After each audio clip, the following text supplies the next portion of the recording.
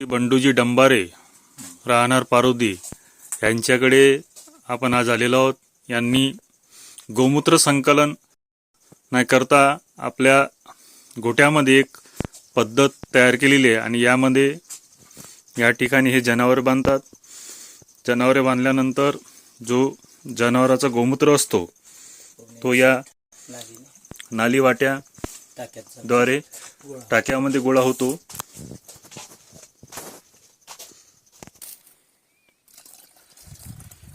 अशा पद्धतीने इथं गोमूत्र संकलन केले जाते आणि हे गावातील किंवा तालुक्यातील इतर शेतकरी बांधवांना बऱ्याच प्रमाणामध्ये जीवामृत दशपर्णी तयार करण्यासाठी गोमूत्र पुरवठा करत असतात।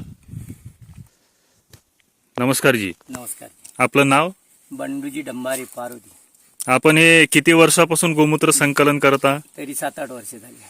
आणि याचा उपयोग तुम्ही कशासाठी करत असता? गव्हाला जीवामृत देत असतो, मिरचीला देतो जीवामृत, गोमित्र जमा केलं का आपलं पराठीला सुद्धा जीवामृत देतो, पाण्यावाटे थोडा करतो ड्रामामध्ये आणि जमिनीत म्हणजे पाण्याबरोबर सोडत असतो। तरी जवळपास तुमच्या शेतामधून किती शेतकरी बांधव तरी गोमूत्र घेऊन जात असतात? दरवर्षी 7-8 शेतकरी 10 शेतकरी नेते। अच्छा, याचा तुम्हाला फायदा होत आहे का? हो, फायदा नाही त्याला। आपल्याला सल्फेट कमी लागते, माल चांगला राहते, याच्यामुळं थोडीशी अवंग नाही करायची नाही का। अच्छा, ड्राम करणं, जीवामृत करणं, सोडणं पाण्याबरोबर, असं करणं चालू आहे आपलं। ठीक आहे, धन्यवाद डंबारे साहेब।